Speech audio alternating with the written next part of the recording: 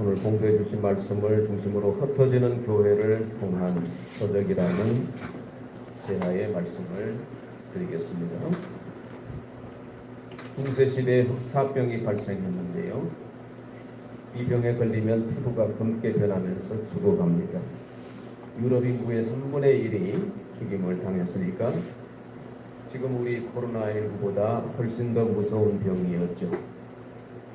일상생활에 많은 제약이 따랐고 교회에 모이지도 못했습니다. 전염병을 피하여 흩어지는 것이 상책이었습니다. 그런데 어떤 이들은 병을 무서워하지 않고 감염된 사람 만나거나 공공장소에 나가기도 했습니다. 그들은 이렇게 하는 것이 자신의 믿음을 증거하는 것이라고 생각했지만 그것은 잘못된 것이라고 생각합니다. 어떤 사람은 말했습니다. 이 병이 하나님이 인류에 내린 형벌이기 때문에 도망가는 것은 맞지 않고 마땅히 형벌을 받아야 한다고 그렇게 주장하는 사람들도 있었습니다. 그 의견이 분분할 때 종교개혁자 마르틴 루터는 작은 책자를 발간했는데 책 제목이 치명적인 흑사병으로부터 도망할 것인가 라는 제목입니다. 이 책에서 루터가 말합니다. 집에 불이 났는데 하나님의 심판이라고 가만히 타 죽느냐? 물에 빠졌는데 하나님의 심판이니 익사해야 마느냐? 그러지 않는다는 것입니다. 전염병마저도 하나님의 작정 안에 있는 것이 분명하지만 악한 마귀가 이 병을 퍼뜨림으로 하나님께 우리가 자비를 베풀어 달라고 기도해야 맞고 내가 꼭 가야 할 장소나 꼭 만나야 할 사람이 아니라면 피하여 나와 이웃 간의 감염을 예방해야 한다고 했습니다. 그러면서 또 다른 챕터에서 말하기를 당신이 양떼를 돌보는 목회자라면 떠나지 말고 머물러 계십시오. 그렇지 않다면 전염병으로부터 도망가십시오. 루터는 그 말대로 떠나지 않고 성도를 돌보았고 그 어려운 모든 상황들이 지나서 종교개혁이 하나하나 단행이 되어서 새 시대를 맞게 되었죠. 오늘로 이야기한다면 환자를 돌보는 의사들은, 간호사들은, 의료진들은 떠나지 마십시오. 양떼를 돌보는 목회자들은 사도적 교회 복음 전파를 위해서 성도를 떠날 수 없는 사람들이 있기 때문에 도시를 떠나지 않고 교회를 떠나라 그런 얘기는 아닙니다. 그래서 상황이 다르지만은 그 루터 종교개혁자의 그 상황에서의 그 처분이, 지침이, 그 권면이, 그의 행동이 오늘 우리에게 뭔가 시금석이 되지 않겠냐는 생각에서 말씀을 드립니다. 예배는 생명같이 중요합니다. 때로는 생명을 걸고라도 지켜야 하는 것이 예배인 것입니다. 그런데 최근에 그렇게 자유롭게 드려져 왔던 우리의 예배가 제한되기 시작했습니다. 코로나 질병이 원인이 되었지만 교회 관련 확진자가 그 일부 그 빌미를 제공한 측면도 있습니다. 그런데 우리나라 교회가 전국에 5만 교회가 있는데요. 매스컴에서 확진자가 나왔다고 발표하는 교회들은 전에는 몇 개 지나지 않았고 최근에는 좀 늘어나서 10여 개에 불과합니다.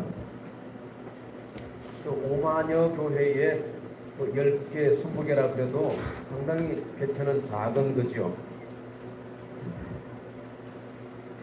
그렇게 돼서 이제 소모임이 제한되거나 비대면 예배를 드리라는 행정당국의 명령이 내려져 있습니다. 이 시점에서 우리가 매우 혼란스럽게 생각하는 것은 예배에 어떻게 할 것인가 라고 하는 예배학에 대한 해석입니다. 전에는요, 당연히 교회에 모여서 예배드리거나 성도들이 모이면 그것이 야외 예배든 아니면 수련회 현장이든 간에 우리가 공동체로 예배드리는 것이 형식은 좀 달리 할지라도 예배가 가능했습니다. 그러나 이 코로나 사태로 집합 금지 명령이니 비대면 예배니 생전에 처음 듣는 이야기를 또 명령이라고 그러니까 여기가 뭐 일제시대도 아니고 공산치하도 아니고 군대도 아니고 우리가 언제 명령에 따라서 움직였습니까? 그래서 약간 불편한 마음이 드는 것이 사실입니다. 엄연히 대한민국의 헌법은 종교의 자유, 또 집회 결사의 자유, 양심의 자유, 표현의 자유가 보장되어 있는데 그 관계 당국은 국민의 안전과 건강을 위해서라면 일반의 자유도 제한할 수 있다는 그런 해석을 가지고 있습니다. 그러나 그럴지라도 자유의 과잉 침해 부분이 확인된다면 이 헌법 소원이나 이런 법리 공방을 통해서 이것이 위헌 소지가 충분히 있는 것입니다. 그래서 여러 교단이나 지역에 따라서 옳다고 생각하는 대로 오늘도 예배드리는 교회가 많을 겁니다. 잘못된 건 아닙니다. 저희 교회도 어떻게 할 것인가, 이 해석이 분분한 시점에서 부족한 이 목사도 고민을 많이 했습니다. 우리 목사님들이 모여서 의논도 했습니다. 그러나 결론은 한 발 양보하는 쪽으로 가자는 것입니다. 다니엘 시대처럼 예배를 드리지 말라는 것도 아니고 예배의 형식 부분 때문에 목숨 걸 일도 아니고 교회의 사회적 책임이 중요하니 사회 사람들이 교회를 보는 시선이 녹록지 않고 다른 방법으로 예배할 수 있는 것들이 충분히 가능하니 예전에 큰 교회들이 기성전을 만들어 놓고 이제 설교를 송출하는 방법으로 예배하는 그런 방법도 10수년간 이어져 왔습니다만은 오늘 이 위기 환란의 시대에 우리가 좀 정서적으로 불편하고 또 여러 가지 우리 생각에 맞지 않아도 조금 참고 좀 인내하고 너그럽게 봐주고 그러면서 하나님께 긍휼을 베풀어 달라고 기도하면서 믿음이 뒤로 회복되지 않도록 각자의 믿음 관리 잘하고 깨어 있어서 믿음에 오히려 정진할 수 있는 그런 계기가 되기를 주님의 이름으로 축복합니다. 예배에 있어서 중요한 것은 장소가 아니라 예배자입니다. 추가성 여인을 만났을 때 예수님이 여자여 내 말을 믿으라. 이 산에서도 말고 예루살렘에서도 말고 아버지께 예배할 때가 이르리라 하시면서 아버지께 참되게 예배하는 자들은 영과 진리로 예배할 때가 오나니 곧 이때라. 아버지께서는 이렇게 자기에게 예배하는 자들을 찾으시느니라.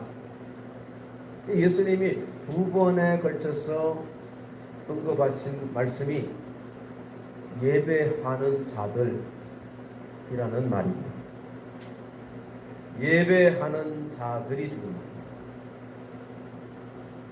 그 예배하는 자들이 어디에 모여서 예배하든지 장소 문제가 아니라고 말씀하시면서 예배자를 찾으신다.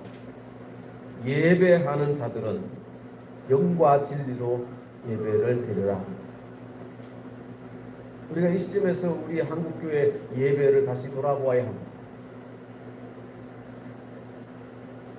예배를 보는 예배.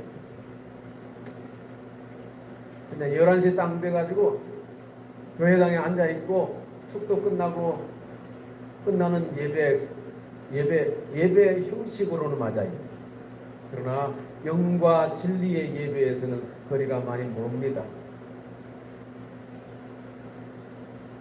예배는 하나님 앞에 온전히 부복하고 주권을 내려놓고 하나님께 주권을 드리고 하나님을 우리의 삶의 어떠므로 삼고 그래서 구별하는 것은 물론이지만 우리의 생활의 영역도 구별되어서 거리를 두고 죄악을 그만두고 돌이켜서 예배 시간마다 회개하는 마음으로 하나님께 나아가고 그래야 되는데, 이제 이렇게 공동체 예배가 불편해진 오늘의 시점에서 우리는 정말 하나님 앞에 제대로 예배를 드렸느냐, 하나님이 찾으시는 그 예배자였느냐, 영과 진리로 우리가 예배를 드려왔느냐, 다시 한번 생각하고, 그리고 우리가 얼굴과 얼굴을 맞대어서 교제하고 예배하지 못하더라도 우리가 어디에 있든지 각자의 처소에서 하나님 앞에 영과 진리로 말씀과 성령으로 충만한 은혜의 시간이 되시기를 축원합니다. 오늘 흩어진 교회를 통한 표적이라고 그랬습니다. 예루살렘 교회에 박해가 임했습니다. 예루살렘에 예수님이 죽은 곳이었고 부활하신 곳이었습니다. 예수의 부활을 경험한 사도들과 제자들이 큰 힘을 얻고 환난과 핍박에도 무릅쓰고 예루살렘을 지키고 예루살렘에 모여서 베드로의 한 번 설교에 5,000명, 하루에 5,000명, 3,000명 주께로 돌아오는 기하급수적인 교회 부흥을 맞이하게 됩니다. 그러다가 스데반의 복음 전파의 현장에서 돌에 맞아 죽는 일이 있었습니다. 그 순교의 현장을 지키던 사울이라는 사람을 그가 죽임당함을 마땅히 여겼다고 그랬습니다. 보십시오. 박해하는 권세자들이 있었고요, 박해받는 교회가 있습니다. 교회가 박해받을 때 아무런 힘이 없습니다. 그냥 붙잡히면 고문당하고 감옥살이 하다가 이래저래 약해져서 면역이 약해져서 병치레하다가 죽어 나오기 십상이. 일제시대에 우리가 무슨 힘이 있었습니까? 교회에 검속을 당하고 1907년 105인 목사님들이 끌려가고 감옥에 갇히고, 그럴 때 교회가 그들을 위해서 간절히 기도하고, 그러다가 1907년 장대현 교회에 평양 대부흥이 일어나고 전국의 요원의 불길같이 신앙 부흥이 일어나게 되었습니다. 그러니까 박해하는 자들은 이제 교회를 눌렀기 때문에 이제 교회는 이제 아무런 힘이 없어서 이제 끝이 났다고 판단할 수 있는 그런 시점입니다. 그러나 하나님은 그럼에도 불구하고 역사하시고 살았고 운동력이 계신다. 하나님은 전능하신 분이시기 때문에 당신의 방법으로 일하시는 것입니다. 그래서 오늘 1절 말씀에 놀라운 사실을 보게 되는데, 그날에 예루살렘에 있는 교회에 큰 박해가 있어 사도 외에는 다 유대와 사마리아 모든 땅으로 흩어지니라. 사도 외에는 다 흩어졌다 이렇게 되어 있습니다. 다시 말하면 사도들은 박해 현장을 지켰다는 것입니다. 흩어져가는 성도들은 참 억울합니다. 비참합니다. 왜 우리가 도망가야 하나? 왜 우리가 예루살렘 교회에 모이지 못하나? 예수님이 이 땅에서 억울하게 죽으셨는데 그때도 가만히 계시더만은 스데반이 순교당하게도 그냥 내버려 두십니까? 왜 저 사울 같은 인간은 하늘에 불을 내려서 망하게 하지 않으시고 박해하도록 그 패역한 자들이 교회를 짓밟도록 핍박받도록 내버려 두십니까?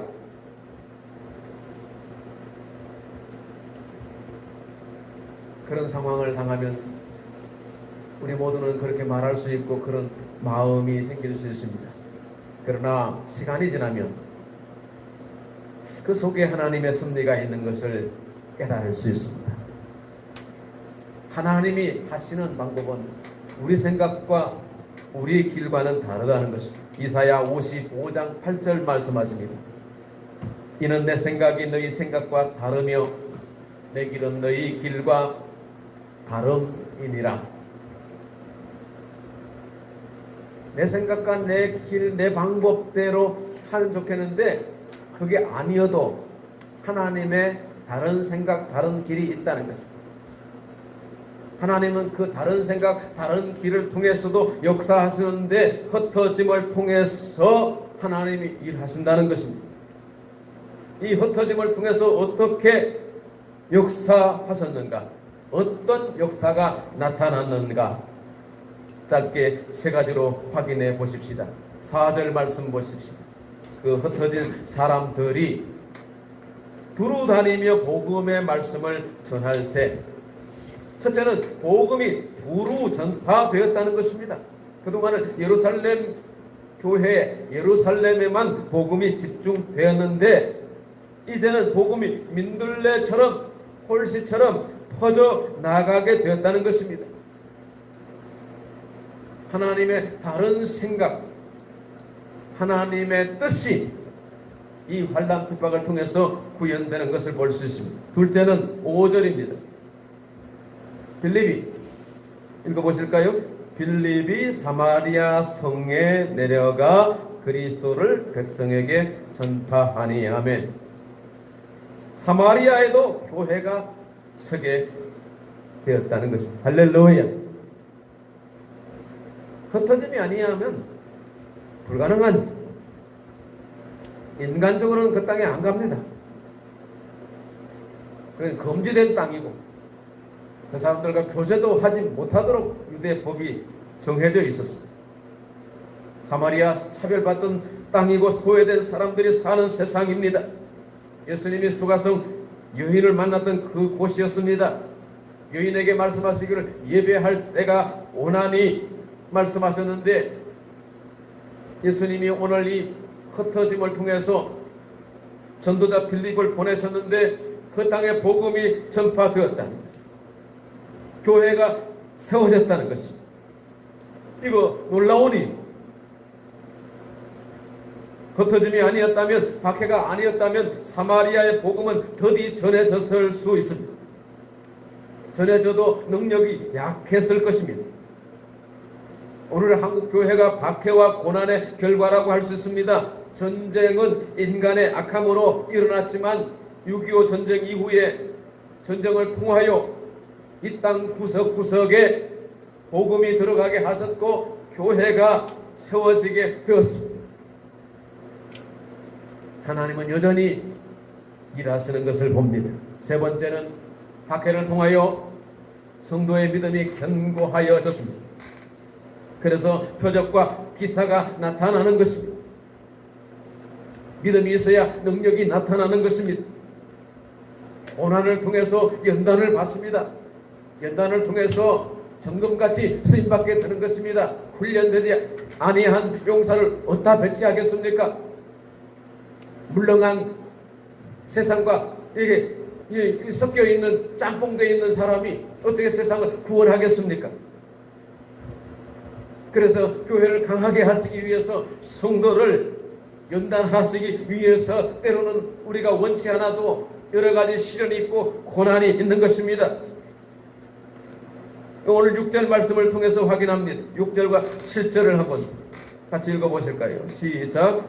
무리가 빌립의 말도 듣고 행하는 표적도 보고 한 마음으로 그가 하는 말을 따르더라. 많은 사람에게 붙었던 더러운 귀신들이 크게 소리를 지르며 나가고 또 많은 중풍병자와 못 걷는 사람이 나으니. 할렐루야. 표적을 통해서 주의 말씀이 전파되었고 믿는 자들이 늘어났다는 거예요. 더러운 귀신이 나가고 중풍병자와 못 걷는 사람이 고침을 받았습니다. 성령의 강권하신 역사인 것입니다. 그리하여 8절 마지막 절에 보니까 그 성에 큰 기쁨이 있더라.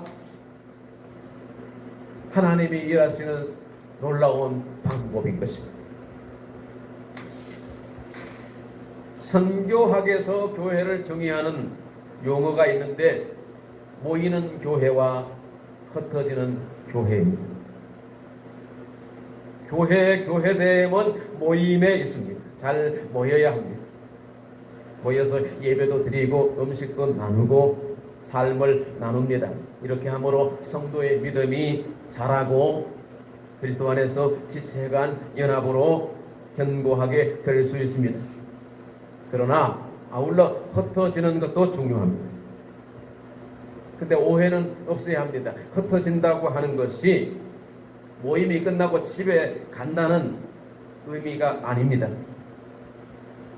흩어지면은 목적이 있는 것입니다. 흩어지면은 이유가 있는 것입니다. 왜 흩어져야 하나? 무엇 때문에 흩어져야 하나? 흩어져서 뭘 할 것인가? 그 얘기입니다. 두 가지입니다. 오늘 사도행전 8장을 통해서 흩어진 사람들이 두루 다니며 복음의 말씀을 전했다. 말씀을 전파하기 위해서 우리가 흩어져야 하는 것입니다. 또 한 가지는 봉사입니다. 교회의 사회적 책임이라고 말할 수 있습니다.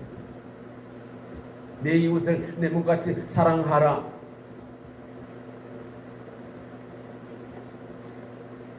이웃이 병들어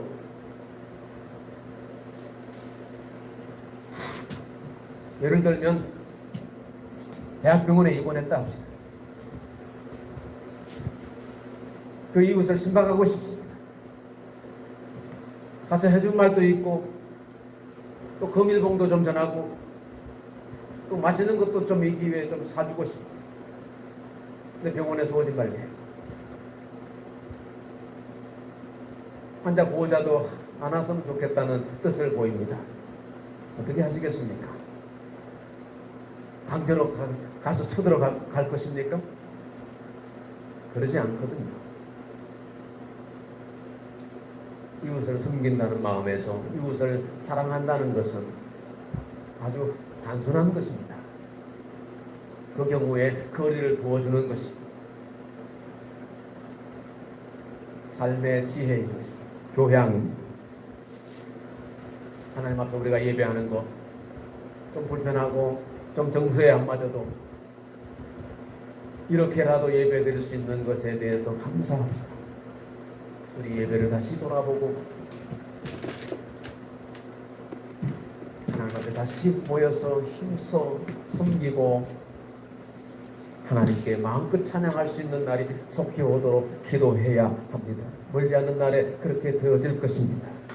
그렇게 될 때, 즉 환란이 지난 후 코로나 이후라고 흔히들 말하는데 코로나 이후 우리 주변에 한 사람 한 사람을 인도하여서 함께 모여서 결국 공동체를 이루고 마음껏 찬양하고 예배하고 섬기고 건강한 교회로 성장하고 복받는 영혼이 되도록 우리가 섬겨야 될 대상이 여러분이 흩어져서 살고 있는 삶의 현장 이곳저곳에 주변에 많이 계십니다.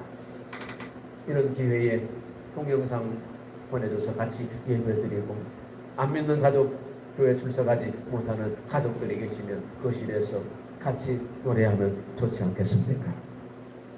그렇게 해서 코로나 이후에도 힘있게 세워져 가는 교회, 코로나 상황 속에서도 하나님께 힘써 예배하는 하나님이 찾으시는 예배자들이 다 되시기를 주님의 이름으로 축복합니다. 아멘.